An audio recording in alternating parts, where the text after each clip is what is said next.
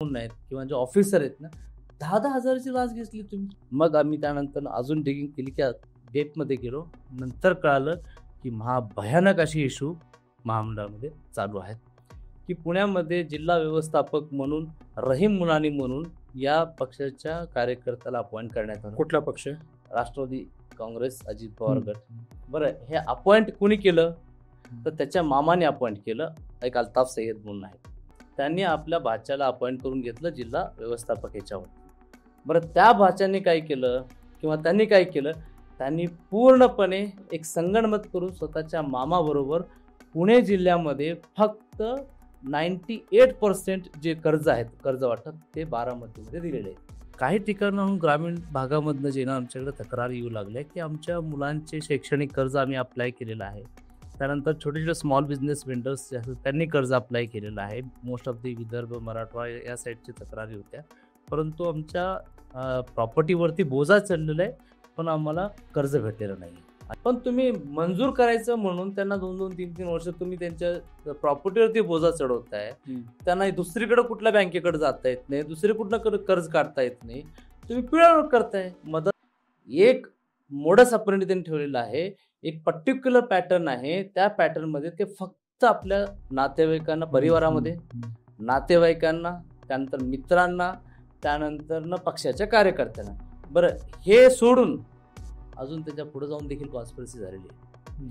त्यांनी एक जमीन खरेदी केली, प्लॉटिंग केली.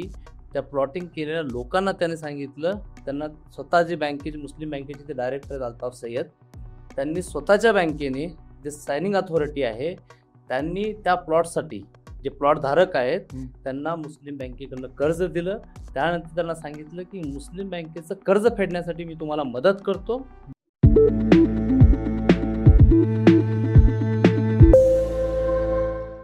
हॅलो मित्रांनो, डी जर्नलच्या इन फोकस कार्यक्रमामध्ये मी कलिमजनं आपलं स्वागत करतो. आज आपल्यासोबत स्पेशल गेस्ट आहेत आणि विषयही स्पेशल आहे. विषय असा आहे की मौलाना आझाद आर्थिक विकास महामंडळ हे महामंडळ मुसलमानांच्या आर्थिक उन्नतीसाठी स्थापन करण्यात आलं होतं 2000 साली.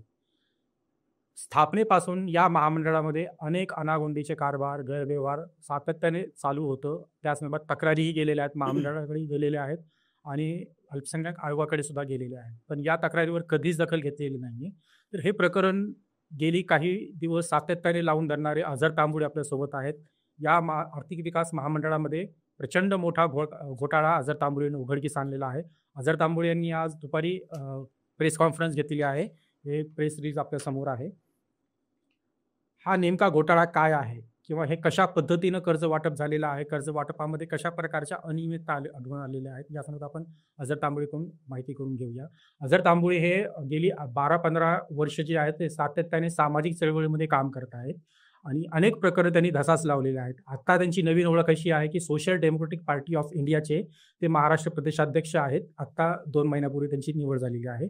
अझरभाईंनी हा नेमका घोटाळा कसा उघडकीस आलेला आहे आणि नेमकं प्रकरण काय आहे, अझरभाईकडून समजून घेऊया. अझरभाई, स्वागत आहे तुमच्या या कार्यक्रमामध्ये. की तिसरी प्रेस कॉन्फरन्स आज होती पुण्यामध्ये. त्या प्रेस कॉन्फरन्समधला प्रतिसाद जो आपण ते नंतर पुढच्या ह्याच्यामध्ये बोलूया. मुंबईमध्ये पहिलं आंदोलन झालं. त्या आंदोलन करण्याचं कारण काय होतं किंवा मग हे प्रकरण तुमच्या हाती कसं आलं आणि हे नेमकं प्रकरण काय आहे? मुंबईचं आंदोलन, मुंबईचे पत्रकार परिषद आणि आता पुण्यातली पत्रकार परिषद, हा सगळा प्रवास त्यातून तुम्ही आम्हाला सांगा. मौलाना आझाद जे आर्थिक विकास महामंडळ आहे, बेसिकली जसं सांगण्यात आलं की अल्पसंख्याकाच्या एक जे काही विकर सेक्शन आहेत, आर्थिक जे मागासलेले आहेत, सच्चर कमिटीने देखील वारंवार या संदर्भात जे नंतर काही रिपोर्ट पण आले, भरपूर काही लेखाजोखा आला की मुस्लिम समाज खास करून आर्थिकरित्या मागासलेला आहे. त्याचं अपलिफ्ट करण्यासाठी, एम्पॉवरमेंटसाठी काहीतरी उपाययोजना आखून जे आहे या मौलाना आझाद महामंडळाद्वारे योजना पुढे आणून अल्पसंख्याक समाजाचं अपलिफ्टमेंट करावं हे अपेक्षित होतं. फक्त मुस्लिम समाजाचं नाही, त्यात अजून ख्रिश्चन आहेत, बौद्ध आहेत, जैन आहेत. परंतु आपण बघत आहोत की हे स्थापन तर झालं, परंतु अशा भरपूर काही गोष्टी होतात जे स्थापन होतात पण ते एक्झिक्युशनमध्ये फेल होतात.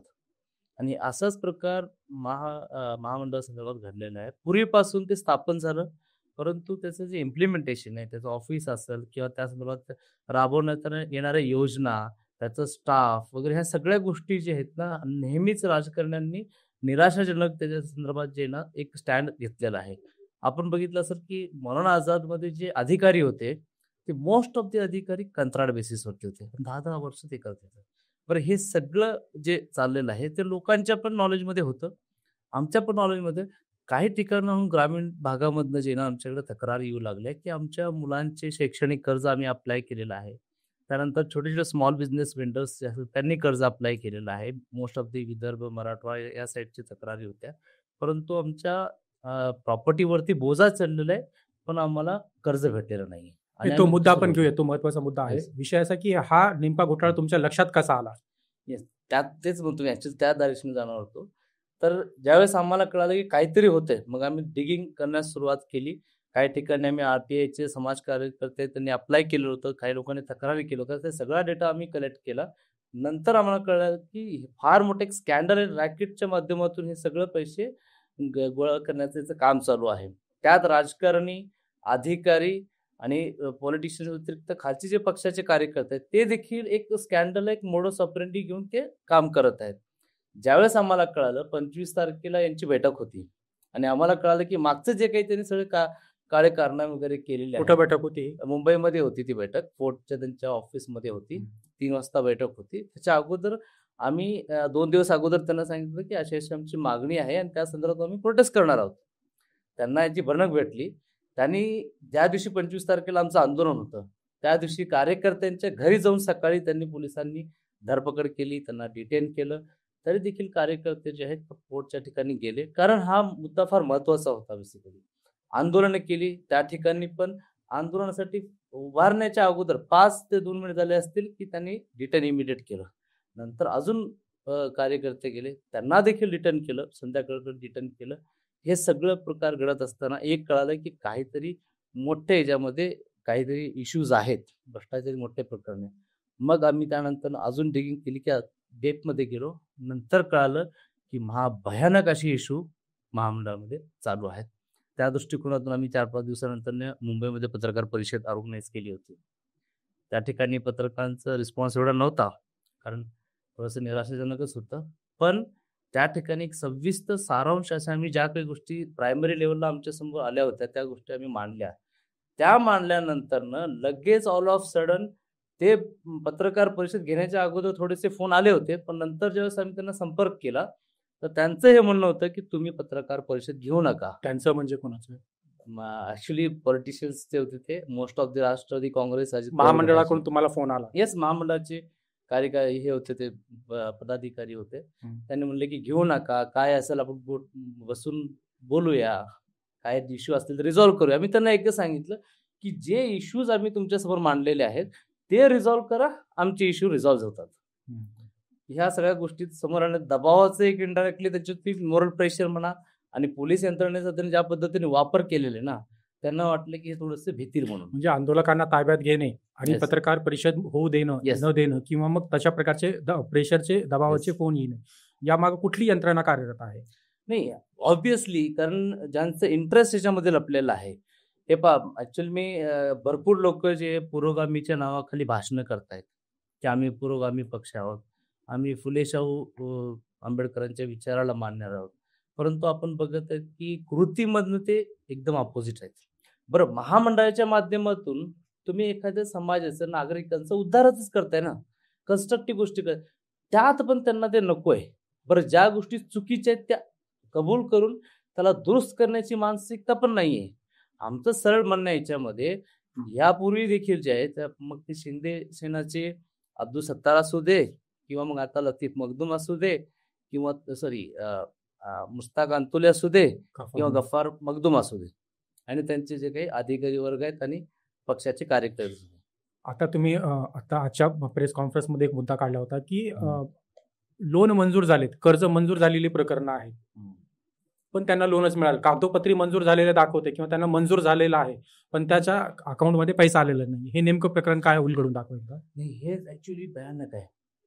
कारण काही लोक जे आहे त्यांना जेव्हा अत्यंत गरज पडते त्यावेळेसच एखादा मनुष्य आपल्या मुलीच्या, आपल्या मुलाच्या शिक्षणासाठी कर्जासाठी अर्ज करतो. किंवा छोटासा व्यवसाय करण्यासाठी अर्ज करतात आणि जेन्युइन डॉक्युमेंटच्या आधारावरती ते करतात. परंतु जसं मी यापूर्वी सांगितलं, की एक रॅकेट या महामंडळामध्ये काम करते. त्यांना पुरेसा पैसा पुरत नाहीये खाण्यासाठी. जेन्युइन जे काही लोकं अप्लाय करतायत ना, त्यांचं नाकारण्यासारखं काही नसतं. म्हणून त्यांचे कर्ज मंजूर आहेत म्हणून त्यांना सांगण्यात येतं. 2-2, 3-3 वर्ष जे आहे ना, त्यांना थांबवण्यात येतं. मीनवाईल मंजूर झाल्या ते लोकं त्यांना नोटीस पाठवतात किंवा त्यांच्या प्रॉपर्टीवरती बोजा चढवतात. अच्छा, बोजा चढवल्यानंतर पंचायतीकडून पत्र येतं, त्यांच्या प्रॉपर्टीवरती बोजा चढतो. बरं, ते प्रतीक्षेत असतात, की आता माझ्या मुलीच्या शिक्षणासाठी पैसे येतील किंवा धंदा सुरू करण्यासाठी पैसे येतील. ही प्रतीक्षा किती दिवस, किती महिने, किती वर्ष?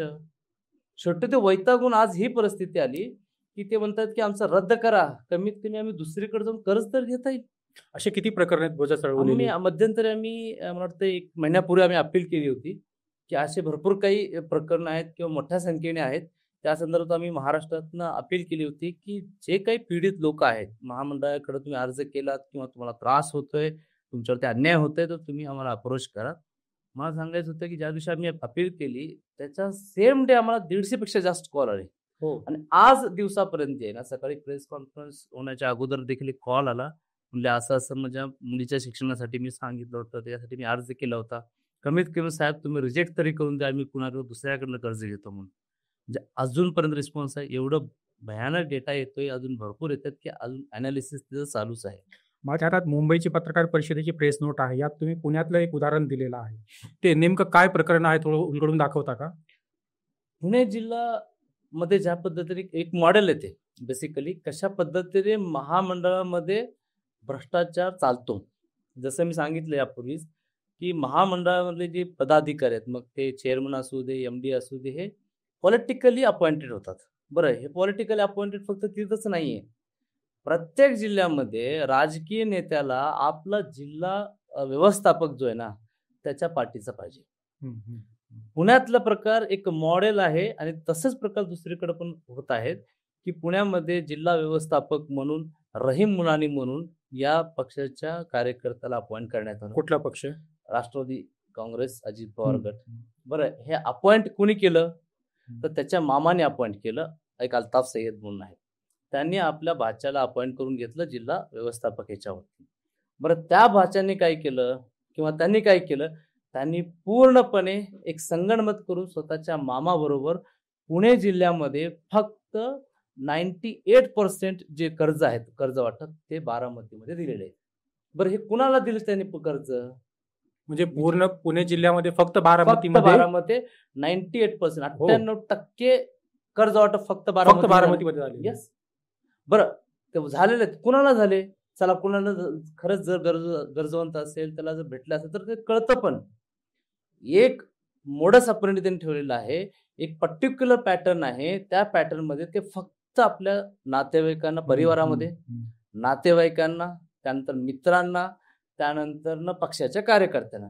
बरं, हे सोडून अजून त्याच्या पुढे जाऊन देखील कॉन्स्पिरसी झालेली आहे. त्यांनी एक जमीन खरेदी केली, प्लॉटिंग केली. त्या प्लॉटिंग केलेल्या लोकांना त्याने सांगितलं, त्यांना स्वतः जे मुस्लिम बँकेचे ते डायरेक्टर आहेत अल्ताफ सय्यद, त्यांनी स्वतःच्या बँकेने जे सायनिंग अथॉरिटी आहे, त्यांनी त्या प्लॉटसाठी जे प्लॉट धारक आहेत त्यांना मुस्लिम बँकेकडनं कर्ज दिलं. त्यानंतर त्यांना सांगितलं, की मुस्लिम बँकेचं कर्ज फेडण्यासाठी मी तुम्हाला मदत करतो.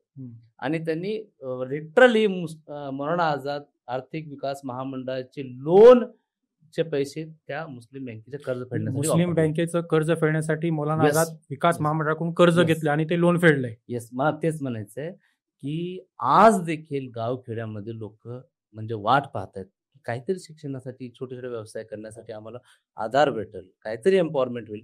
कारण अर्बन एरिया असू दे किंवा ग्रामीणमध्ये असू दे, मोस्टली अर्बन एरियाजमध्ये मुस्लिम समाज महाराष्ट्रामध्ये राहतो. आणि हे जे अर्बन एरियाज आहेत ते most of the black listed आहेत.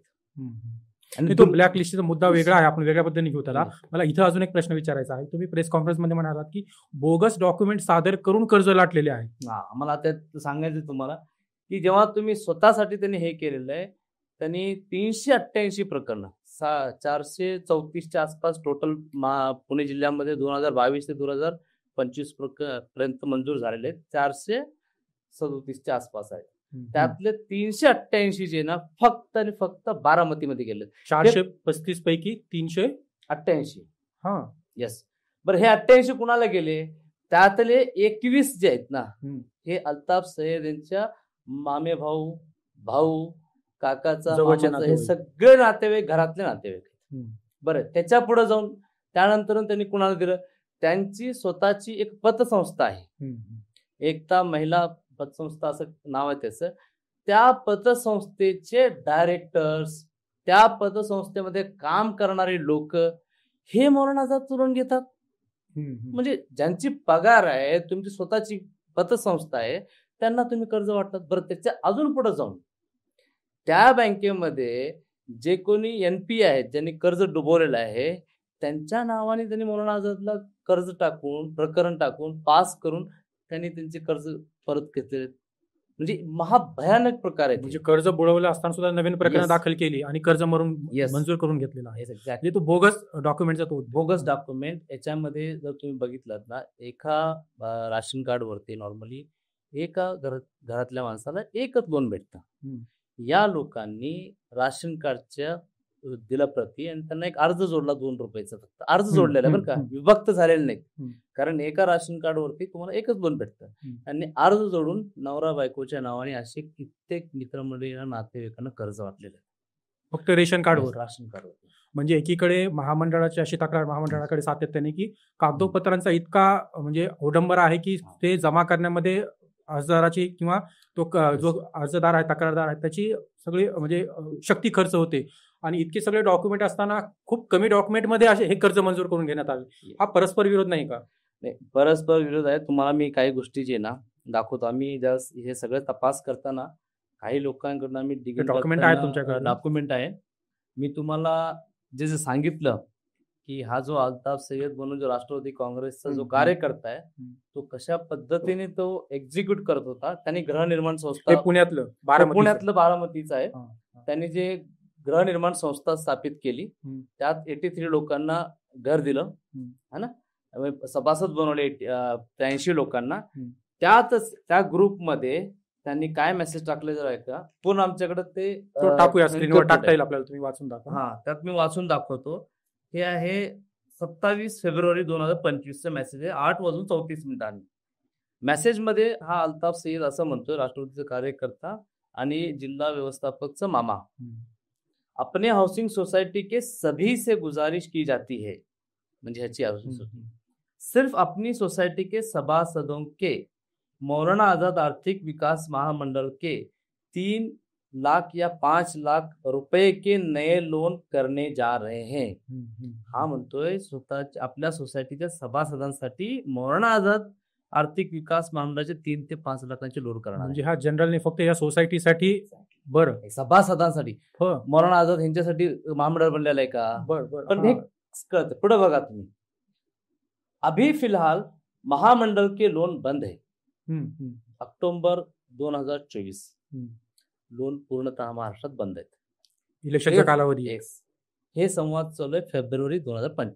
अभी फिलवक्त महामंडल के लोन बंद है, लेकिन हम लोग अजीत पवार इनके सहकार्य से लोन मंजूर करके ले सकते हैं. बर, म्हणजे सगळ्यांसाठी नियम वेगळे, तुमच्यासाठी वेगळे. पुढे बघा, हे म्हणतात पुढं, अगर 3 लाख भी लोन हो जाता है तो अपना मुस्लिम बैंक का लोड बहुत ज्यादा कम हो जाएगा. म्हणजे महामंडळाचं लोन घेऊन मुस्लिम बँकेला भरायचं. एक्झॅक्टली, मला तेच म्हणायचंय. हे आपल्या सभासदांना म्हणतायत, त्यांनी ऑलरेडी आपल्या मुस्लिम बँकेचं लोन दिलं. त्यानंतर म्हणतायत की आता हे लोनचं लोड कमी करण्यासाठी मौलाना आझादकडनं आपण लोन घेऊन हे प्रकरण करूया. पुढे ते काय म्हणतात ते फार महत्वाचं बघा. अगर किसी के पास लोन करने के लिए आदमी नहीं बचा होगा. बरं, बचा होगाचा अर्थ काय होतो? म्हणजे यांनी परिवारामध्ये इतकं रिपीटेडली लोन दिलेले आहेत ना, की ते म्हणतात की कुणी अजून उरलेलं आहे का? उरले नसतील ना तर आपण रिश्तेदार के नाम से लोन करेंगे. म्हणजे एका परिवारामध्ये किती लोन दिले ते विचार करा तुम्ही. रिश्तेदार के नाम पे लोन करेंगे और अपनी खुद की प्रॉपर्टी देकर जामीनदार भी हो सकते हैं. पुढे बघा अजून, अगर अपने पास एक ही प्रॉपर्टी है और उस पे पहले महामंडल का लोन लिया है, अगर अपने पास एक ही प्रॉपर्टी है, उस पे अगर महामंडल का लोन है, तो वही प्रॉपर्टी वापस हम लोग चला सकते हैं. म्हणजे त्याच कागदपत्रावर परत एकदा लोन घ्यायचं. Exactly, this is the what modus operandi. म्हणजे आता तीच हे property- हे उदाहरण तुम्ही पुण्यातलं दिलेलं आहे. Exactly. महाराष्ट्रामध्ये असं कुठं घडले? नाही, मी तुम्हाला अजून थोडं 2 मिनिट सांगतो. पुढे फार महत्वाचं आहे अजून, की वापस चला सकते, सिर्फ मूल्यांकन होना चाहिए. शेवटी ते म्हणतायत की बराए मेहरबानी ये मैसेज बाहर किसी को मत बताइए और सिर्फ अपने ही पास रखे, वरना अपने काम में रुकावट आ सकते. पण हे जे सगळं त्यांनी आपले पास म्हणजे हे कुठल्या संस्थेचं? हे जे आहे, हे त्यांनी त्यांची जी गृहनिर्माण संस्था आहे, एकता सहकारी गृहनिर्माण संस्था मर्यादित, हे आहे.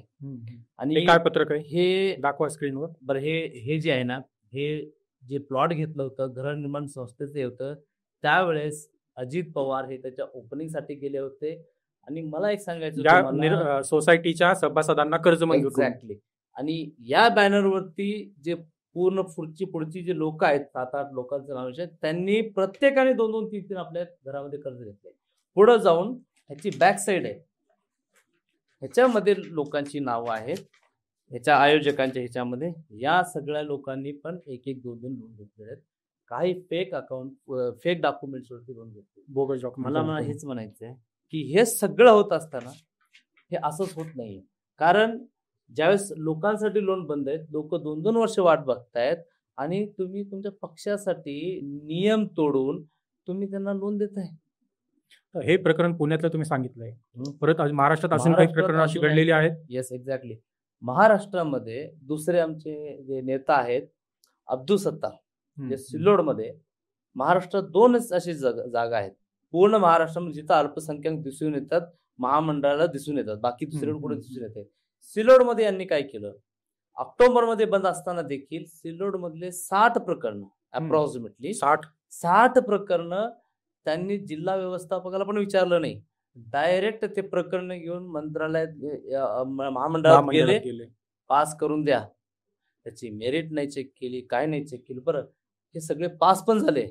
नंतर ज्यावेळेस त्यांना आम्ही आंदोलनाची सुरुवात केली, त्यावेळेस जिल्हा व्यवस्थापकचे लोक पत्र लिहून सांगतात की ते आमच्या नॉलेजमध्ये नाहीये, डायरेक्ट वरून पास होऊन आलेले आहेत. जिल्हा हे पुणे जिल्ह्याचे पण सांगतात. त्याचे पत्र पण आपल्याकडे आहेत. रहीम मुलानी यांनी 23 तारखेला पत्र लिहिलेलं होतं की काही प्रकरणे हे डायरेक्ट वरती गेलेले आहेत आणि मला ओरल ऑर्डर आलेले आहेत आणि त्या हिशोबाने ते मी केलेलं आहे. आणि मला हे पण माहिती आहे की त्यामध्ये ज्येष्ठतेच्या आधारावरती देण्यात आलेले नाहीत, हे पण ते मान्य करतात. पण हे वरून ऑर्डर होता, आदेश होता. हे त्यांचं 23 तारखेचं पत्र आहे. ते पत्र आहे तुमच्याकडे? बरं, ठीक. आपण स्क्रीनवर दाखवूया. दुसरा प्रश्न मला असा विचारायचा आहे की आता हे प्रकरण तुम्ही सांगितलं, म्हणजे आता मोडस ऑपरेंडी तुम्ही या व्यवस्थितपणे सांगितली. नेमकं प्रकरण जे आहे की सातत्याने सांगितलं जाते असं की मौलाना आझादचे कर्ज प्रकरण तयार करा, आम्ही कर्ज प्रकरण मंजूर करून घेऊया. असे अर्ज वारंवार आलेले आहेत, मंडळाकडे पेंडिंग पडलेले आहेत.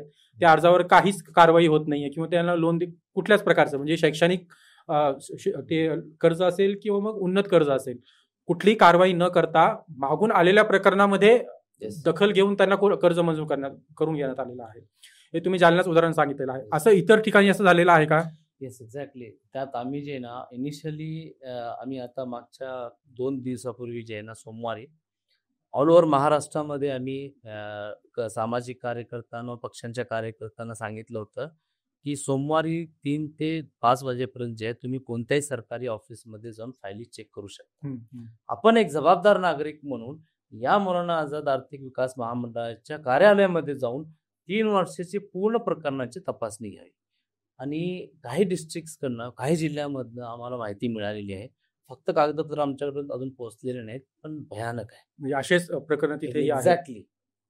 मला ते फक्त एवढं आहे की आम्ही फक्त तरसतो आहोत की कुठंतरी जेन्युइन लोकांना मदत भेटली का, ते आम्हाला डोळ्यात हे झालंय की बघायला भेटेल कुठेतरी. आता तुम्ही जो 7-12चा जो उल्लेख केलेला, असे काही प्रकरण उदाहरणं देऊ शकता का? हे नेमकं तुमच्या म्हणजे माहिती तुमच्याकडे आलेले प्रकरण, दाखल झालेले प्रकरण? खास करून तुमचे विदर्भ बेल्ट आहे, लांबजेना आहे, लातूर आहे, बीड आहे, अकोल्याचे आहेत, त्यानंतर नाशिकचे आहेत काही हम्म. लोक आणि अर्बन एरियाज आहेत जे आम्ही जेव्हा त्यांनी फोन करतात ते लोक आशेने करतात आणि म्हणजे फार व्याकुळ झालेले आहेत ते की कधी येणार आहे म्हणून. आता त्याच्यासाठी जे आहे ना, मी पूर्ण डेटा कलेक्शन चालू आहे. त्यांनी त्यांचे कागदपत्र पाठवले आहेत, की बघा आम्ही किती हे केलं आणि सगळ्यात महत्त्वाची गोष्ट म्हणजे काही लोकांनी लोन व्हावं म्हणून त्या लोकांनी मध्ये जे एजंट म्हणून आहेत किंवा जे ऑफिसर आहेत ना, 10,000 हजाराची लाच घेतली तुम्ही. हा नाही, मला तो प्रश्न हा? विचारायचा आहे. लोन किती मंजूर होते? 2.5-3 लाख रुपये. आणि त्याला कमिशन किती? एजंटांना कमिशन आता असं तुम्हाला अशा सांगतो प्रकारचं मी, तुम्ही जालन्याचं म्हणलं ना, जालन्यामध्ये अ, अब्दुल सत्तार यांचे काही लोक आहेत, शहा वगैरे काय त्यांचं नाव आहे, मी एक्झॅक्ट बघू सांगेन तुम्हाला मी. 75-70 हजार रुपये ते घेतात कमिशन. अच्छा, 70,000 रुपये कमिशन 75,000 कमिशन आहे. एका एजंटाचं? येस, असे किती चेन आहेत एजंटांची? असे एजंट तुमचे आता बारामतीचे मेनली ज्यावेळेस महामंडळाचा विषय हा होतो एजंट ना, ऑफिस मधला आहे का बाहेरचा एजंट आहे? हे बाहेरचे आहेत, पण हे जे ऑफिस मध्ये सुद्धा अशा प्रकारचे प्रकरण Exactly. होतात का? ऑफिस हे सगळं जे ना संगणमताशिवाय होऊ शकत नाही. कारण हे एजंट लोक धडाडलेले तोंडावर सांगतात. मी बारामती जर एक्झाम्पल घेतात ते 10-15 हजार कमिशन घेतात आणि सरळ तोंडावर सांगतात की दादा आहे, चिंता नाही करायचं, तुम्हाला EMI भरायची गरज नाही.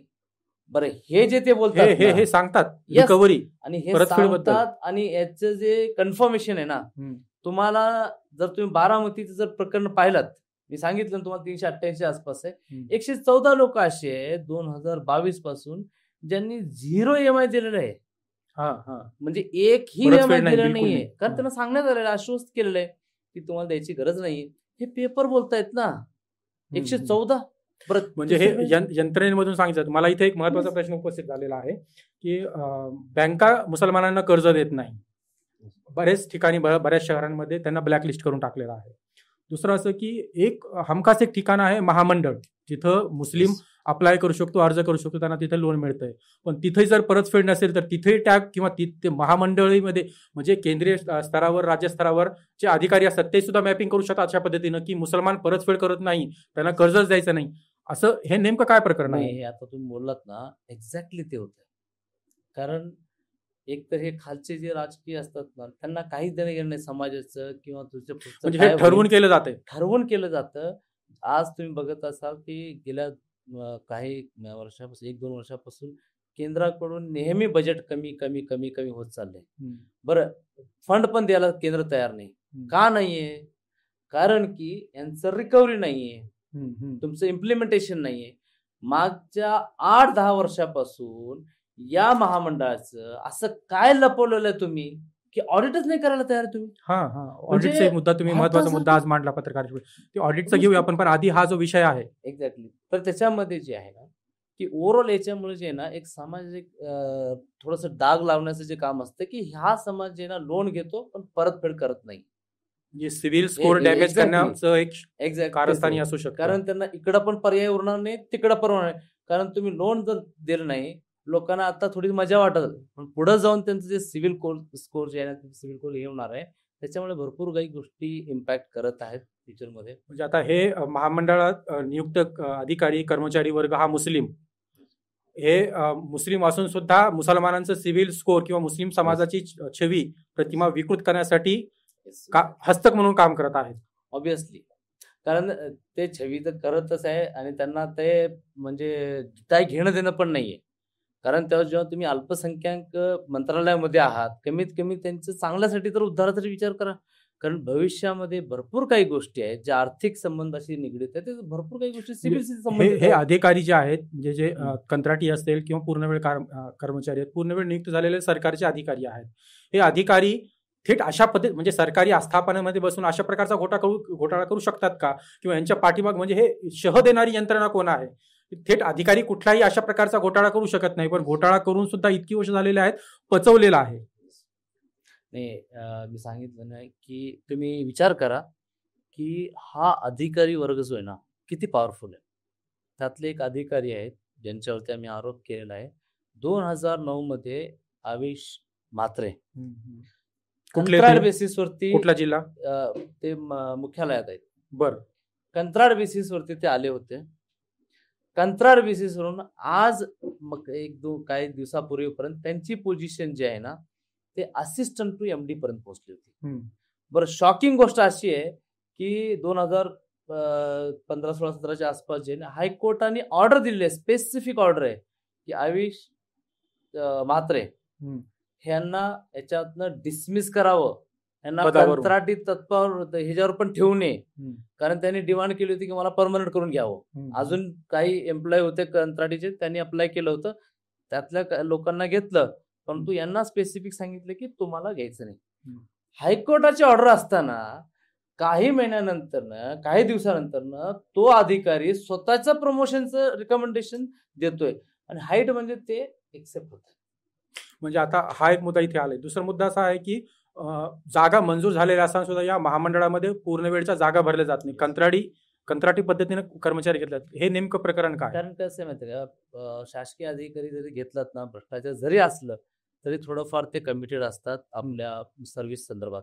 आणि हे जे कंत्राटी लोक म्हणत ना, ऍक्च्युली हे इकडून त्यांच्या तिकडून पगारीचाही मुद्दा merit- खूप कमी पगार आहे असंही मी ऐकलेलं आहे. नाही, खूप कमी पगार नाही आहे. ज्यावेळेस आम्ही पुणे जिल्हा व्यवस्थापकांच्या कार्यालयामध्ये गेलो होतो, त्यांनी आम्हाला बोलतो आम्हाला काय पगार भेटते, 450 रुपये दिवसाला. मी म्हणलं 450 रुपये दिवसाला तुमच्या हातात आयफोन आहे आणि यायला कार आहे, कशाला 450 वरती काम करताय? कुणीही करणार नाही. पण हे कंत्राटी कामगार हे बेसिकली जे आहेत ते मेरिटवर नाहीत, त्यांना प्रशासनाची याची वगैरे एक्सपिरियन्स नाही. फक्त आणि फक्त आपले पॉलिटिकल राजकीय लोकांनी आपले एजंट तिथं बसवलेले आहेत बस, आणि ते जसं मनमर्जी करतात ते करतात. त्यांना हे पण माहित आहे आपल्याला बोलणारं कुणी नाहीये, टोकणारं कुणी नाहीये. हे प्रॉब्लेम.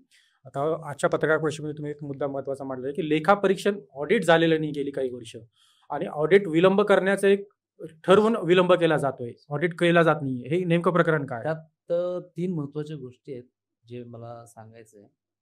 एक तर या महामंडळामध्ये गेल्या अप्रॉक्सिमेटली 10 वर्षापासून ऑडिट नाही झालेलं आहे. शासनाचे काही नियमावली असतात, म्हणजे खर्चासंदर्भात, खरेदी संदर्भात या गोष्टी. एक टेंडर नावाचा प्रकार असतो.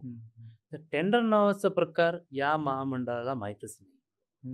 करोडो रुपयाची साहित्य खरेदी करतील, ते साहित्य कुठं जात आहे, काय करतंय. एक बेसिक ऑफिसमध्ये एक असेट रजिस्टर असतो, ते असेट रजिस्टर देखील यांच्याकडे नाहीये. आणि एक साध्या क्लर्क लेवलचा ऑफिसर किंवा ज्याला पॉवर नाहीये असे अधिकारी, कंत्राटी अधिकारी करोडोनी खरेदी करतायत विदाउट टेंडर. कोण विचारणार? एक ते झालं. दुसरी गोष्ट, इतकं काहीतरी भरपूर काळ आहे यांच्यामध्ये. ज्या ठिकाणी ऑफिस आहे त्या ठिकाणी त्यांचं अकाउंट असायला पाहिजे. या लोकांनी वाशी सारख्या ठिकाणी एक मला वाटतं 150 करोडच्या आसपास काहीतरी यांनी ठेवी ठेवलेल्या आहेत, एफडी ठेवलेली आहे, म्हणजे मंजूर झालेल्या बजेटमधून ठेवलेले आहे. आणि बॅकडोरने त्यांना 15 ते 20 लाख रुपये महिन्याला मिळतात, व्याजाची मिळतात महामंडळाला. येस, महामंडळाला. बरं, अजून पुढे जाऊन जे आहे ना, यांची इतकी अनियमित आहे. एकतर हे आहे टेंडर काढून खरेदी करत नाहीत, दुसरं हे एफडीचं त्यांचं हे आहे, तिसरं या लोकांनी भरपूर काही अशा फायली गायब केलेल्या आहेत. यांचे जे काळे कारनामे भ्रष्टाचार लपवण्यासाठी ते उघडकीस येईल. आणि 101% हे सगळे लोक जे मागचे पण काही असतील आणि आत्ताचे पण जेलमध्ये जाणार आहेत. म्हणून हे लोक काहीही करून टेक्निकल हे सगळे काहीतरी कारण दाखवून जे ना, कोणत्या असं गव्हर्नमेंटचं विभाग नाहीये ज्याचं 10 वर्षापासून ऑडिट नाही झालं. ही लोक आहेत फार काहीतरी मोठं लपवत आहेत. म्हणजे आता अजून एक मला महत्वाचा इथे मुद्दा सांगायचा होता की कर्ज प्रकरणे तयार करून त्यांना वेटिंगवर ठेवणे आणि कर्ज न देणे, म्हणजे हा परस्पर अर्जदारांचे कर्ज परस्पर लाटण्याचा प्रकार असू शकतो का? नाही, त्यात थोडंसं स्कोप कमी आहे, परंतु अल्टिमेटली एक हॅरॅसमेंट आहे. हॅरॅसमेंट म्हणजे पिळवणूक आहे ते, बाकी काही नाही. तुम्हाला नाही करायचंय ना मदत, नका करू मंजूर, तुम्ही द्या रिझन आमच्याकडे पैसे नाहीत म्हणून. पण तुम्ही मंजूर करायचं म्हणून त्यांना 2-2, 3-3 वर्ष तुम्ही त्यांच्या प्रॉपर्टीवरती बोजा चढवताय. त्यांना दुसरीकडे कुठल्या बँकेकडे जाता येत नाही, दुसरे कुठलं कर्ज काढता येत नाही, तुम्ही पिळवणूक करताय. मदत तर आमची गोष्ट आहे. फक्त हे आहे की त्यात दुसरीकडे फंड वगैरे जाणं मला नाही वाटत, पण आम्ही त्या दृष्टिकोनातून अनालिसिस करत आहोत, पण तो अशाच प्रकार वाटत नाही मला. तुम्ही आता तुमच्या त्या सगळ्या मांडणीमध्ये अजित पवारांचा 2-3दा उल्लेख केलेला आहे. तुमचा म्हणजे रोख अजित पवार या प्रकरणामध्ये सामील आहेत असं आहे का? हे बघा, माझं काही राजकीय टाईप मध्ये आरोप नाहीयेत. आम्ही जे काही बोलतो ना, टेक्निकली आणि साऊंड एव्हिडन्सेस आणि जे सर्कमस्टेन्शियल एव्हिडन्सेस दिसतात त्या बेसिसवरती बोलतो. तुम्ही या पदावरती अपॉइंटमेंट करणारे अजित पवार गेल्या 3 वर्षापासून आम्ही आज मोठ्या प्रमाणात आवाज उठवतो. भरपूर कार्यकर्त्यांनी तक्रार अजित पवारांना प्रत्यक्ष भेटून केलेल्या आहेत. ईमेलद्वारे केलेले आहेत. देवेंद्र फडणवीसांना केलेले आहेत. परंतु तुम्ही डोळझाक करताय, तिकडे दुर्लक्ष करताय. बरं, हे सगळं करणारे जे तुम्ही एक्झिक्युटिव्ह करणारे तुमचे भ्रष्टाचार करणारे लोक आहेत ना, त्यांना तुम्ही सोयीचं गोष्टी तुम्ही प्रोव्हाइड करताय. जी लँड येणे नव्हती ते तुमच्या पीए हनुमंत पाटील असू दे, चौबे असू दे, यांना फोन करून तुम्ही येणे करून घेताय इनकम्प्लीट डॉक्युमेंट्सवरती. बरं, ज्याचं याच्यावरती लोन होऊ शकत नाही, टेंटेटिव्ह तुम्हाला हे भेटलेलं आहे ते सर्टिफिकेट, त्याच्यावरती तुम्ही 15 लाखांचे लोन चढवून घेताय. म्हणजे हे जे सगळं चालू आहे ना, बरं हे सगळं त्यांच्या नॉलेजच्या विदाऊट नाही, त्यांच्या नॉलेजमध्ये आहे आणि त्याच्यासाठी त्यांनी पूरक असं मदत पण केलेली आहे अधिकाऱ्याच्या माध्यमातून. त्यामुळे आमचं म्हणणं आहे की विदाऊट तुमचं काही इंटरेस्ट तुम्ही हे करू शकत नाही. आता हे त्यांचं इन्व्हॉल्वमेंट आहे. हे प्रकरण तुम्ही महामंडळ असेल किंवा आयोग असेल यांच्या नजरेस आणून दिलेलं का? पत्रव्यवहार वगैरे काही झालेला आहे? तक्रार तुम्ही दाखल केली तिथे? आम्हाला एवढं कळतं की जो चोर आहे ना, आम्ही त्या चोराकडे त्यामुळे काही लोकांनी म्हणजे सजेस्ट केलं होतं, स्वतः महामंडळाच्या लोकांनी सांगितलं आमच्याकडे तक्रार करा. आम्ही म्हणलो तुम्हीच चोर आहे. अरे तुम्हीच करताय, आम्ही चोर हेच चोरच म्हणणार, कारण कागदोपत्री प्रूव्ड आहे की तुम्ही तुमच्याकडे तसे सगळे असे पुरावे आहेत. आहे. कारण खालच्या अधिकाऱ्यांनी ज्यांना फ्रस्ट्रेट होऊन माफीनामा म्हणतात ना, त्या पद्धतीने काही अधिकाऱ्यांनी लिहून दिलेलं आहे की तुमच्या ओव्हरऑल ऑर्डरमुळे जे ना आम्हाला ते ज्येष्ठतेवर नसताना देखील, त्रुट्या असताना देखील, अपात्र असताना देखील आम्हाला ते द्यावं लागलं लोन. असे त्यांचे स्वतः आहेत. हेच सगळे चेअरमन आणि ह्या सगळ्या गोष्टी हे लोक होते. मला एवढंच म्हणायचं आहे की तुम्ही बसलत ना वरती, हे सगळे त्याच्यामध्ये कल्प्रिट, मग आम्ही यांच्याकडे दाद मागायची का? पण एक पद्धत असते की मंत्रालयाकडे किंवा संबंधित अधिकाऱ्याकडे तक्रार दाखल करणे किंवा आपलं म्हणणं मांडणे. संबंधित अधिकारी टॉपची जर अशी असतील ना, त्याला दुसरे मार्ग पण संविधानिक आहेत. यापूर्वी आपण बघत आहोत की मग ते मोदी असू दे किंवा देवेंद्र फडणवीस असू दे, भ्रष्टाचाराशी त्यांना असं काही किळस आहे, राग आहे अशातला प्रकार नाहीये. ते त्यांच्या राजकीय फायद्यासाठी सोयीनुसार ते ना ते काय म्हणतात त्याला वॉशिंग मशीनच्या तत्वाखाली ते वापरतात. आमचं एवढंच म्हणणं आहे की आम्ही जे काही रितसर जे एजन्सीज आहेत, तपास यंत्रणा आहेत, त्यांना आम्ही अप्रोच होत आहोत. त्याचप्रमाणे कारण अल्टिमेटली आज तपास यंत्रणा पण काही स्वतंत्र नाहीत, इंडिपेंडेंट तपासाचा भाग नाहीये.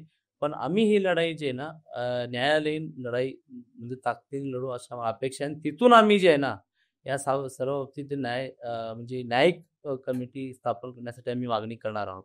त्या दृष्टिकोनातून आमचं डिस्कशन चालू आहे आणि पावले पण उचलत आहोत. तुम्ही आता सोशल मीडियावर एक असा आरोप केलेला आहे की तुम्हाला म्हणजे आजची पत्रकार परिषद होऊ नये किंवा तुम्ही घेऊ नये अशा प्रकारचा दबाव आणलेला आहे, किंवा इतर मुंबईच्या प्रेस कॉन्फरन्स नंतर तुमच्यावर सतत अशा प्रकारचे दबाव यंत्रणा लोक पाठवणे किंवा संवाद साधणे, फोनवरून प्रत्यक्ष बोलणे, असं प्रकार तुम्ही झालेले आहे असं सांगतात. तर नेमका प्रकार काय आणि त्यांना का वाटते किंवा हे प्रकरण बाहेर उघडकीस येऊ नये किंवा या विषयावर बोलता कामा नये, चर्चा होता कामा नये, असं आहे का काही? मला तेच म्हणायचं आहे, हे तुम्ही फार हे बोललात की सकाळी 5-6 वाजता, रात्री 12:30-1 वाजेपर्यंत, दुपारी मेसेज पाठवतात की प्लीज पत्रकार परिषद घेऊ नका, तुम्ही टाळा.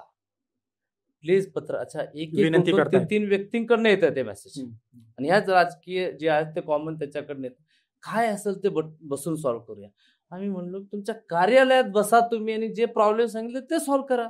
आमच्याकडे बसून काय होणार नाही, कारण ह्या ज्या काही गोष्टी आहेत ना, ते पूर्ण पब्लिक डोमेन मध्ये आहेत आणि हे ऑलरेडी आम्ही त्यांना कम्युनिकेट केलेलं आहे, त्यांच्या नॉलेजमध्ये आहे. मग आमच्यावर बसून करायचं काय तुम्हाला? त्यांना वाटत असेल की हे थोडेसे पैसे घेऊन मॅनेज होतील काहीतरी, कारण पोलीस दबाव तंत्रज्ञान वापरलेलं आहे. त्यामुळं ते त्यांना माहित आहे की आम्ही त्याला हे काही घास घालणार नाही. बरं, त्यानंतर या लोकांनी जे आहे ना पत्रकार परिषद घेऊ नये या दृष्टिकोनातून ज्यावेळेस आम्ही हे नाही केलं, म्हणजे तयार नाही झालो, तर दुसऱ्या पद्धतीने देखील त्यांनी इनडायरेक्टली आम्हाला ऐकण्यात आलं की काही पत्रकारांनी सांगितलं की नाही थोडंसं ते बारामतीच्या संदर्भात आहे, दादांच्या संदर्भात आहे, तुम्ही थोडंसं कॉशन दिलं पाहिजे, लक्ष दिलं पाहिजे. यामुळे भरपूर लोकांनी थोडासा रिस्पॉन्स पण नाही दिलेला आहे. पण मी सांगू इच्छितो की आज डिपेंडंट असं नाहीये. आज आम्ही समाज माध्यमावरती येऊन किंवा आपल्यासारखे भरपूर काही असे माध्यम आहेत जे न्यूट्रल पद्धतीने समाजाचे आवाज उठवतात. त्या माध्यमाच्या ह्याच्यातून आम्ही पुढे येऊन जे काही भ्रष्टाचार आहे, जे काही गैरव्यवहार आहेत ते जनतेसमोर आणू आणि त्यांना जे महामंडळ चाललंय त्या संदर्भात मी संघर्ष पुढे चालू ठेवू. आता आपण मुलाखतीच्या शेवटच्या टप्प्यात आलेलो आहोत. आता नेमक्या तुमच्या मागण्या काय आहेत? किंवा महामंडळाकडे तुमच्या काय तक्रारी आहेत? त्याच्या तुमच्या मागण्या काय आहे आणि पुढची स्टेप काय असेल? ही आमची मागणी एकदम स्पष्ट आहे. जे टॉप प्रायोरिटीवरती अशी आहे, जे गरीब लोकं, मग ते शैक्षणिक कर्ज असू दे किंवा उन्नती कर्ज वाटप योजनेच्या अंतर्गत असतील, जे आज देखील त्यांचे लोन जे पास झालेले आहेत, त्याच्या रकमेसाठी ते वाट बघत आहेत. पहिल्या याच्यामध्ये जर आमची मागणी असेल ना, तर त्यांचे पहिले तुम्ही रक्कम जे काही कर्ज मंजूर केलं, ते त्यांना डिस्बर्स केलं पाहिजे अमाउंट. त्यानंतरनं हे जे काही सगळं सापळा रचलं गेलेलं आहे कंत्राटी अधिकाऱ्यांच्या नावावरती, ते सगळं उखाडून फेकलं पाहिजे आणि शासनामध्ये असे अधिकारी आहेत कॅपेबल, जे या महामंडळाला व्यवस्थित चालवू शकतात. त्यांना तुम्ही स्ट्रेंथन करायला पाहिजे आणि कल्प्रिट जे आहेत मागच्या ज्या काही कित्येक वर्षापासून हे करायचं, त्यांच्या विरुद्ध गुन्हा दाखल करून याची एक न्यायिक जांच व्हायला पाहिजे. फार महत्त्वाचं आहे.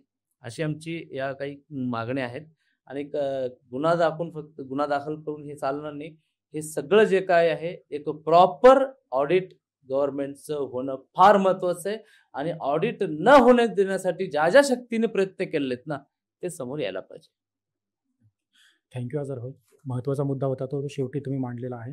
मुळात आर्थिक विकास महामंडळ का स्थापन होतात, तर ते समाजाच्या आर्थिक उन्नतीसाठी होतात. शासनाचा उद्देश खूप चांगला असतो, सकारात्मक असतो, कल्याणकारी असतो. पण ती महामंडळ किंवा ती सरकारी आस्थापना जी असते, ती राबवणारी जी यंत्रणा असते, त्यात दोष असतात. त्या दोषामुळे आपण पूर्ण महामंडळ, त्याचे अधिकारी हे सगळे बदनाम होत असतात आणि त्या अनुषंगाने ती जो लाभधारक जो गट असतो, म्हणजे आता मौलाना आझाद आर्थिक विकास महामंडळ म्हणतो, त्यात मोठा लाभधारक हा मुस्लिम वर्ग आहे.